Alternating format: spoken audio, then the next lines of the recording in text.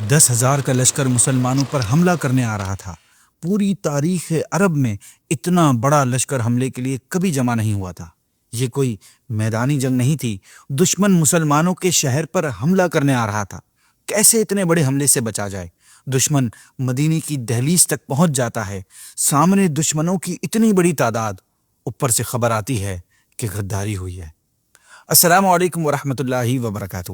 ناظرین، جنگ احد میں مسلمانوں کے جانی نقصان کا چرچا ہو جانے اور کفار قریش اور یہودیوں کی سازشوں سے تمام کافر قبیلوں کا حوصلہ اتنا بلند ہو گیا تھا کہ سب کو مدینے پر حملہ کرنے کا جنون سوار ہو گیا تھا۔ چنانچہ 5 ہجری میں سب سے پہلے غزوہ ذات الرقاع میں کچھ قبیلوں نے مدینے پر چڑھائی کا ارادہ کیا، مگر نبی کریم صلی اللہ علیہ وسلم کے 400 صحابہ کے لشکر کا سن کر وہ پہاڑوں میں بھاگ گئے، اس لیے کوئی جنگ نہ ہوئی۔ اسی طرح غزوہ دومۃ الجندل میں اطلاع ملی کہ مدینہ اور دمشق کے درمیان موجود جو قلعہ ہے دومۃ الجندل، اس میں بڑی فوج حملے کی تیاری کر رہی ہے۔ آپ صلی اللہ علیہ وسلم 1000 صحابہ کے ساتھ ان کی طرف روانہ ہوئے، مگر دشمن جانور چھوڑ کر بھاگ نکلے۔ مسلمانوں نے مال غنیمت حاصل کیا اور اس میں بھی کوئی جنگ نہ ہوئی۔ پھر غزوہ مریسی میں قبیلہ مستلق کے سردار حارث بن زرار نے حملے کی تیاری کی، مگر مسلمانوں کی فوج پہنچنے پر اس کی فوج بکھر گئی۔ بٹ وہاں کے رہنے والوں نے مقابلہ کیا، جن میں 10 کافر واصل جہنم ہوئے، 1 مسلمان شہید ہوا، 700 سے زائد کفار کو قیدی بنا لیا گیا اور 2000 اونٹ اور 5000 بکریاں مسلمانوں کے ہاتھ آئیں۔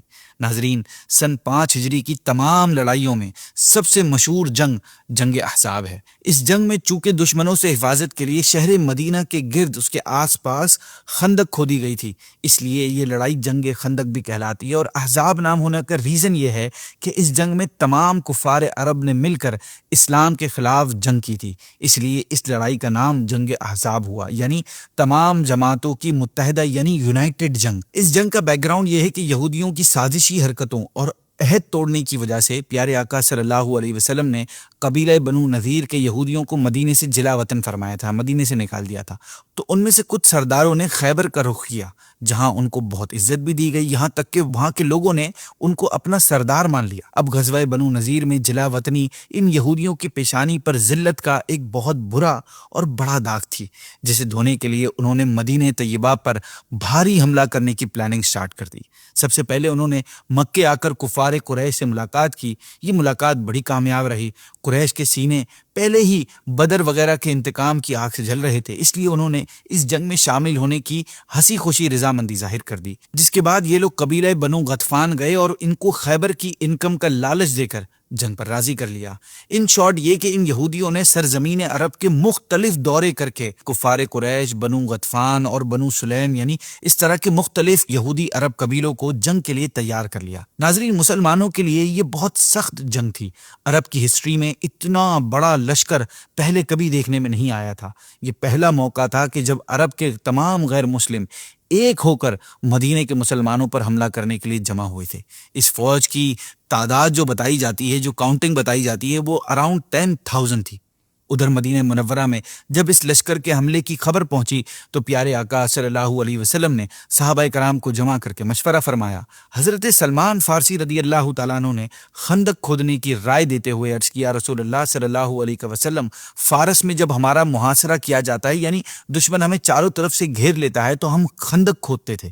ناظرین، اہل عرب کے لیے خندق کھودنا ایک نئی وار اسٹریٹجی تھی، اس لیے سب نے اس رائے کو پسند کیا۔ پیارے آقا صلی اللہ علیہ وسلم نے حضرت سلمان فارسی رضی اللہ تعالیٰ عنہ کے مشورے کو قبول فرما لیا اور پھر سلا پہاڑ کے قریب 3000 انصار اور مہاجرین کی فوجوں کو لے کر وہاں پہ پڑاؤ کر ڈالا اور پھر تیزی سے خندق کھودنے کا کام مکمل کیا گیا، جس میں پیارے آقا صلی اللہ علیہ وسلم خود بھی شامل تھے۔ ایک قول کے مطابق 6 دنوں میں خندق کھودنے کا کام مکمل کر لیا گیا۔ اس وقت یہ منظر تھا کہ سلا پہاڑ آپ صلی اللہ علیہ وسلم کی بیک پر تھا، آپ کے سامنے خندق تھی اور خندق کے پار دشمنوں کی فوج تھی۔ ناظرین، یہودیوں اور مشرکین کی فوجوں کو حملہ کرنے سے پہلے تک مدینے میں آباد یہودیوں کا ایک قبیلہ جو آخری بچا ہوا تھا وہ تھا بنو قریظہ۔ یہ میثاق مدینہ کا پابند تھا، یعنی میثاق مدینہ وہ پیس ٹریٹی ہوئی تھی جو ہجرت مدینہ کے بعد مسلمانوں اور یہودیوں کے درمیان سائن ہوئی تھی، جس میں دونوں اس بات کے پابند کیے گئے تھے کہ ایک دوسرے کے دشمنوں کا ساتھ کبھی نہیں دیں گے۔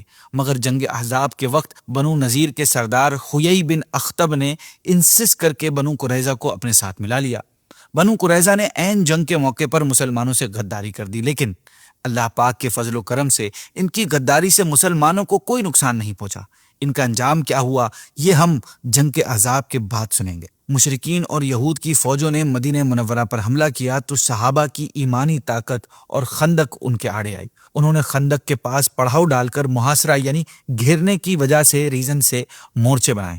کچھ کفار نے تنگ جگہ سے خندق کو پار کرنے کی کوشش کی، ان میں سے کچھ کامیاب بھی ہوئے، مگر پھر خندق کے اس پار پیارے آقا صلی اللہ علیہ وسلم کی جاں نثار صحابہ کے ہاتھوں اپنے انجام کو پہنچے۔ اس لڑائی میں دوران محاصرہ دونوں طرف سے ہونے والی تیر اندازی اور اس طرح کی معمولی جھڑپیں کے علاوہ باقاعدہ کوئی جنگ نہ ہو سکی۔ پھر الٹیمیٹلی سخت موسم، لمبا ہوتا ہوا محاصرہ، راشن کا ختم ہو جانا اور یہودیوں کی دغابازی کی خبروں کی وجہ سے پیدا ہونے والی جو ٹینشنیں تھیں، یہ چیزیں پہلے ہی لشکر کفار کے لیے درد سر تھیں۔ اس پر مزید اللہ پاک کی طرف سے مسلمانوں کی مدد کے طور پر ایک ایسی سخت آندھی آئی کہ کفار کی دیگیں جو چولہوں پر رکھی ہوئی تھی وہ الٹ پلٹ ہو گئیں، خیمے اکھڑ اکھڑ کر آگے پیچھے ہو گئے، اور اب کافروں پر ایسی دہشت طاری ہوئی کہ انہیں بھاگنے کے سوا کوئی اور راستہ سمجھ ہی نہیں آ رہا تھا۔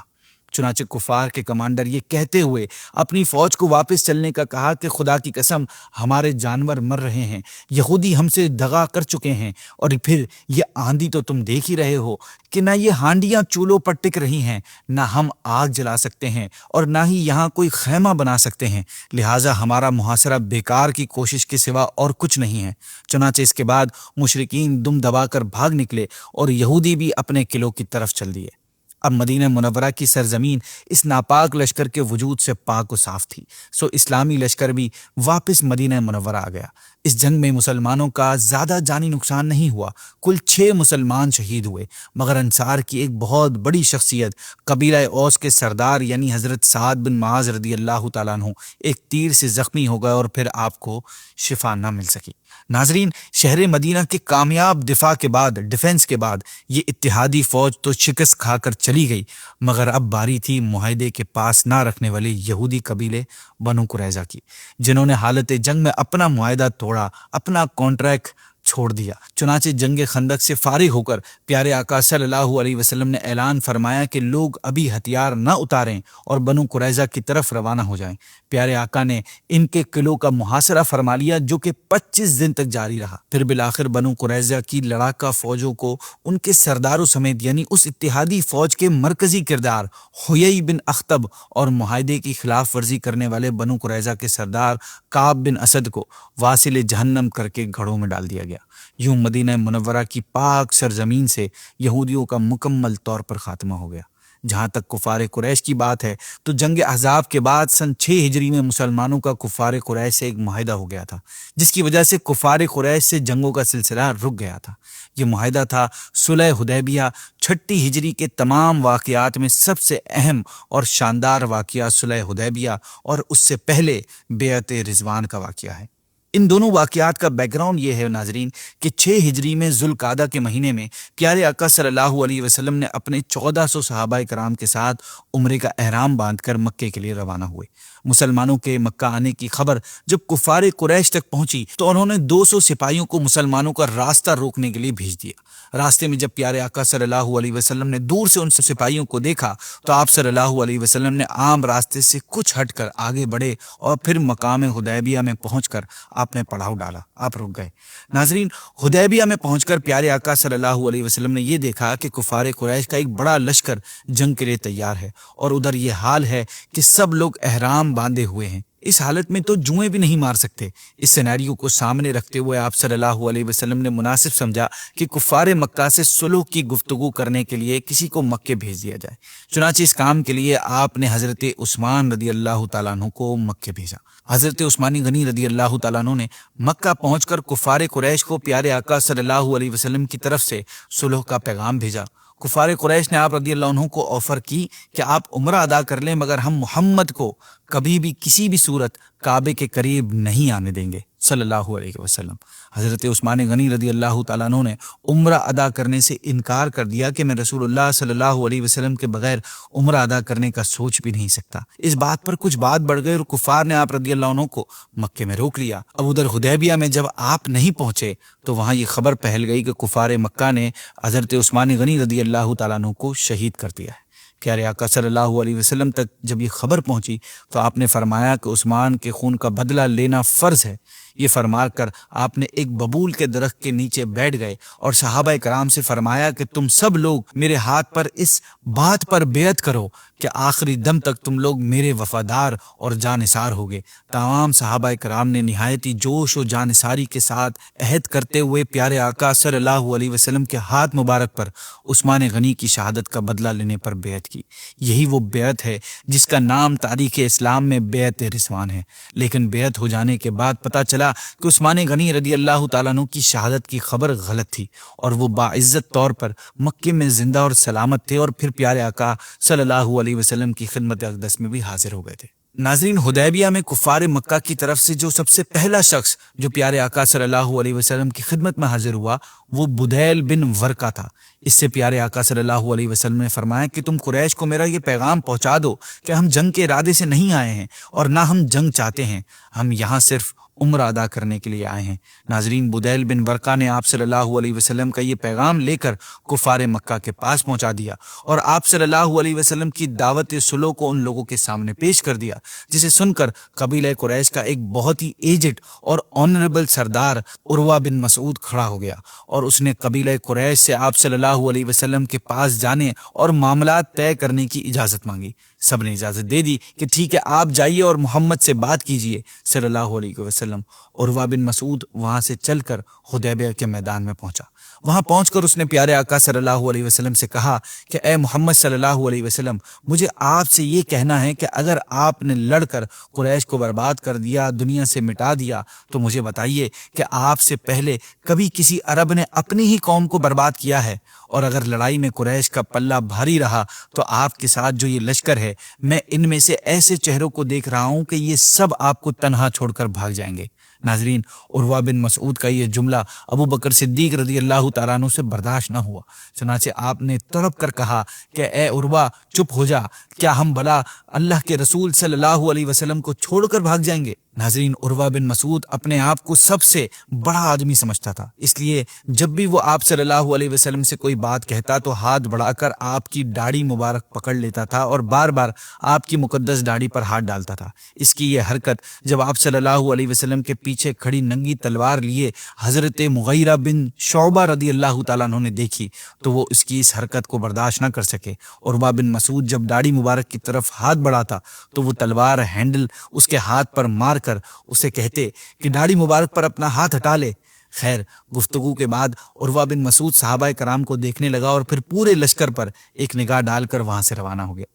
ناظرین، عروہ بن مسعود نے حدیبیہ کے میدان میں صحابہ کرام کے حیرت انگیز عقیدت اور محبت کا جو منظر دیکھا تھا نا، اس نے اس کے دل میں بڑا عجیب سا ایک اثر ڈال دیا تھا۔ چنانچہ اس نے قریش کے لشکر میں پہنچ کر صحابہ کرام کی محبت اور عقیدت کو بیان کرنے کے بعد کہا کہ خدا کی قسم، میں نے کسی بادشاہ کے درباریوں کو اپنے بادشاہ کی اتنی تعظیم کرتے ہوئے نہیں دیکھا جتنی تعظیم محمد کے ساتھی محمد کی کرتے ہیں صلی اللہ علیہ وسلم۔ عروہ بن مسعود کے بعد کفار قریش میں سے 2 لوگ اور آپ صلی اللہ علیہ وسلم کے پاس گئے۔ اس کے بعد تیسرے سہیل بن عمر گئے۔ سہیل نے آتے ہی کہا کہ آئیے ہم اور آپ اپنے اور آپ کے درمیان معاہدے کا ایک ڈاکومنٹ لکھ لیتے ہیں۔ پیارے آقا صلی اللہ علیہ وسلم نے اس کو منظور فرما لیا اور مولا علی رضی اللہ تعالیٰ عنہ کو ڈاکومنٹ لکھنے کے لیے بلایا۔ سہیل بن عمر نے اور پیارے آقا صلی اللہ علیہ وسلم نے دونوں نے اپنے درمیان بیٹھ کر کافی دیر تک صلح کی شرائط پر گفتگو ہوتی رہی۔ پھر بالآخر کچھ شرطوں پر دونوں نے اتفاق کر لیا۔ اس ایگریمنٹ میں یہ طے کیا گیا کہ مسلمان اور کفار قریش کے درمیان 10 سال تک لڑائی بالکل بند رہے گی۔ مسلمان اس سال بغیر عمرہ ادا کیے واپس چلے جائیں، آئندہ سال عمرے کے لیے آئیں اور صرف 3 دن مکے میں ٹھہر کر واپس چلے جائیں۔ مکے میں جو مسلمان پہلے سے ٹھہرے ہیں ان میں سے کسی کو اپنے ساتھ نہ لے جائیں اور مسلمانوں میں سے اگر کوئی مکے میں رہنا چاہے تو اس کو نہ روکیں۔ کافروں یا مسلمانوں میں سے کوئی شخص اگر مدینے چلا جائے تو واپس کر دیا جائے، لیکن اگر کوئی مسلمان مدینے سے مکے میں چلا جائے تو وہ واپس نہیں کیا جائے گا۔ ناظرین، ظاہر ہے یہ شرطیں مسلمانوں کے سخت خلاف تھیں اور صحابہ کرام ان شرائط پر مطمئن نہیں تھے، مگر وہ پیارے آقا صلی اللہ علیہ وسلم کے فرمان کے آگے کچھ کہنے کی ہمت نہیں رکھتے تھے۔ اس صلح کے بعد پیارے آقا صلی اللہ علیہ وسلم نے اپنے اصحاب کے ساتھ بغیر عمرہ ادا کیے مدینہ منورہ واپسی کے لیے روانہ ہو گئے۔ اس صلح کے بارے میں اگرچہ اسٹارٹ میں صحابہ کرام کے خیالات اچھے نہیں تھے، مگر اس کے بعد کے واقعات نے بتا دیا کہ در حقیقت یہی صلح تمام فتوحات کی کنجی ثابت ہوئی۔ تمام جو جنگیں جیتی گئیں اس کی جو اصل کی تھی وہ یہی تھی، اور سب نے مان لیا کہ واقعی صلح حدیبیہ ایک ایسی فتح مبین تھی جو مکے میں اسلام پھیلنے بلکہ فتح مکہ کا ذریعہ بھی بن گئی۔ ہوا یہ کہ صلح حدیبیہ سے پہلے مسلمان اور کفار ایک دوسرے سے الگ تھلگ رہتے تھے، انہیں ایک دوسرے سے ملنے جلنے کا موقع ہی نہیں ملتا تھا، مگر اس صلح کی وجہ سے ایک دوسرے کے یہاں آنا جانا، آزادی کے ساتھ بات چیت کرنے اور تبلیغ کرنے کا راستہ مکمل اوپن ہو گیا۔ کفار مدینے آتے اور مہینوں ٹھہر کر مسلمانوں کے کردار، ان کے اخلاق، ان کے انداز کو آبزرو کرتے۔ اسی طرح جو مسلمان مکے گئے انہوں نے اپنی چال چلن، حسن اخلاق اور عبادت گزاری سے کفار کے دلوں پر اسلام کی خوبیوں کا ایک ایسا نقش بٹھا دیا کہ خود بخود کفار اسلام کی طرف مائل ہونے لگے، انہیں مزہ آنے لگا دیکھنے میں۔ چنانچہ تاریخ گواہ ہے کہ صلح حدیبیہ سے فتح مکہ تک کفار اتنی بڑی تعداد میں مسلمان ہوئے کہ اس سے پہلے کبھی نہیں ہوئے تھے، اور وہ جو ایک شرط تھی صلح حدیبیہ میں کہ مکے سے جو مسلمان مدینہ آئے گا اسے واپس بھیج دیا جائے گا، یہ شرط کفار قریش نے بعد میں خود ہی ختم کروا دی تھی، کیونکہ مکے کے مسلمان اب مدینے نہیں جا رہے تھے اسی ڈر سے کہ واپس لوٹا دیے جائیں گے، سو وہ راستے میں کسی ایسی علاقے میں جمع ہو کر رہنے لگے جہاں سے مکے کے تجارتی قافلے گزرتے تھے، اور پھر انہوں نے ان قافلوں کو لوٹنا شروع کر دیا۔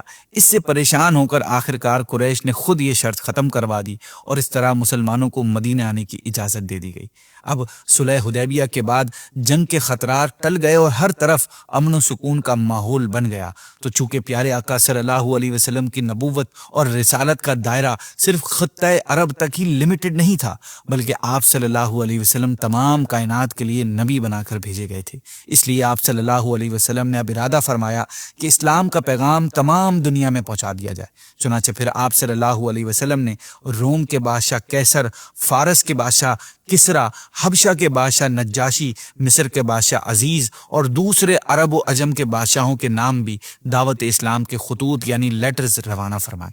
ان میں سے کچھ نے اسلام قبول کرنے سے بالکل انکار کر دیا، اور کچھ خوش نصیبوں نے اسلام قبول کر کے آپ صلی اللہ علیہ وسلم کی خدمت میں اپنے جوابات بھی بھیجے۔ اس کے آگے کیا حالات انفولڈ ہوئے انشاءاللہ ہم نیکسٹ ایپیسوڈ میں سنیں گے۔ اگر آپ نے ابھی تک ہمارے یوٹیوب چینل کو سبسکرائب نہیں کیا تو آئی ول ریکویسٹ یو کہ ہمارے دعوت اسلامی کی یوٹیوب چینل کو سبسکرائب بھی کر لیں اور اس ویڈیو کو لوگوں کے ساتھ شیئر بھی کریں۔ جزاک اللہ۔ السلام علیکم ورحمۃ اللہ وبرکاتہ۔